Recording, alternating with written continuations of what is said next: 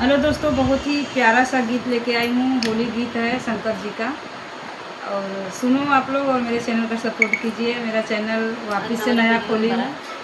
Channel का नाम है रुचि अवधि गीत। प्लीज़ आपसे हाथ जोड़ के रिक्वेस्ट है मालिक, मेरे चैनल को आगे बढ़ाइए। शुरू करते हैं बहुत ही प्यारा सा वीडियो और गीत है, सॉरी होली का गीत है। होली का गीत है। चला 3 भोला खोल भोला खेलेला होली जटा खोली, भोला खेलेला होली जटा खोली, भोला खेलेला होली जटा खोली, शिव खोलेला होली जटा खोली। पहिला होली कैलाश पे खेलई, पहिला होली कैलाश पे खेलई, कैलाश पे खेलई, कैलाश पे खेलई। अरे शिव और गौरा का जब जोड़ी, अरे शिव और गौरा का जब जोड़ी, शिव खेले ले होली जटा खोली, शिव खेले ले होली जटा खोली, शिव खेले ले होली जटा खोली। दूसरा होली अयोध्या में खेलई, दूसरे होली अयोध्या में खेलई।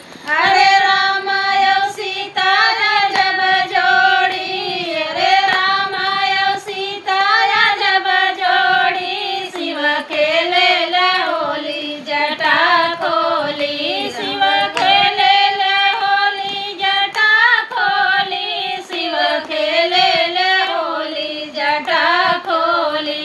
तीसरा होली ओ मथुरा में होला, तीसरा होली ओ मथुरा में होला, मथुरा में होला हो, मथुरा में होला।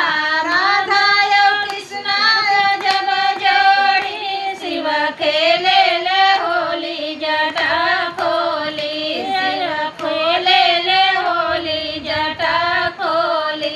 राधा और कृष्णा जब जोड़ी, शिव खेले ले होली जटा खोली, शिव खेले ले होली जटा खोली। चौथा होली क्षीर सागर में होला, चौथा होली क्षीर सागर में होला। अरे विष्णु और लक्ष्मी जब जोड़ी, अरे विष्णु और लक्ष्मी जब जोड़ी, शिव खेले ले होली जटा खोली, शिव खेले ले होली जटा खोली, शिव खेले ले होली जटा खोली।